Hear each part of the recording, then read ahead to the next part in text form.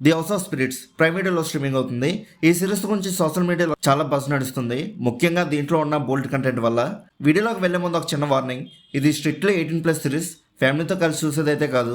ఈ సిరీస్ లో మొత్తం 8 ఎపిసోడ్స్ ఉంటాయి, కానీ ప్రైమ్ వీడియోలో ఇప్పుడు కేవలం జస్ట్ 3 ఎపిసోడ్స్ మాత్రమే రిలీజ్ చేశారు. మిగిలిన ఎపిసోడ్స్ వీక్లీ ఒకటి చెప్పినా వస్తూ ఉంటాయి.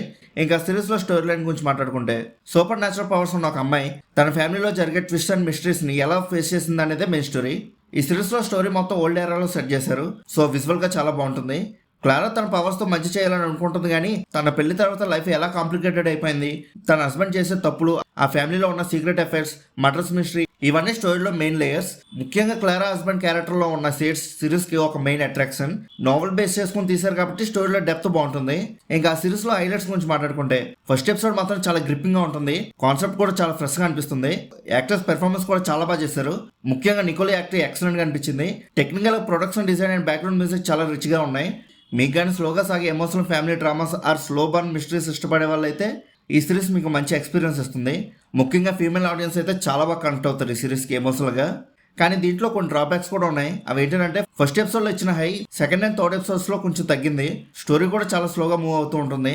ఫాస్ట్ ప్లేస్డ్ థ్రిల్లర్స్ ఇష్టపడే వాళ్ళకైతే ఇది కొంచెం బోర్ కొట్టచ్చు. అండ్ కొన్ని సీన్స్ కూడా చాలా ప్రిడిక్టబుల్గా అయిపోతాయి. నెక్స్ట్ ఏం జరగబోతుందో మనం ఈజీగా గెస్ చేసేయచ్చు. ఇది pure horror or supernatural series కాదు, ఇది ఒక రిలేషనల్ డ్రామా మాత్రమే. సో దయ్యాలు వచ్చి భయపడే లాంటివి అయితే ఎక్స్పెక్ట్ చేయొద్దు. అలా ఎక్స్పెక్ట్ చేస్తే మీరు డిసప్పాయింట్ అవుతారు. ఇంకా ఓవరాల్గా సిరీస్ గురించి చెప్పాలంటే, ఓకే పర్లేదు, యావరేజ్ బిలో యావరేజ్ టైప్లో అనిపించింది. ఒకవేళ మీరు కానీ మై ఫాల్ట్ హీరోయిన్ కోసం చూడాలనుకుంటే మాత్రం మీకు కావాల్సిన కంటెంట్ పక్కాగా ఉంది ఇందులో. ఒకవేళ మీకు సాలిడ్ మిస్టరీ కోసం చూడాలనుకుంటే మాత్రం మిక్స్డ్ ఫీలింగ్స్ వస్తాయి. నేనైతే ఇప్పటికి 3 ఎపిసోడ్స్ చూసా, నాకైతే అంత ఏం అనిపించలేదు.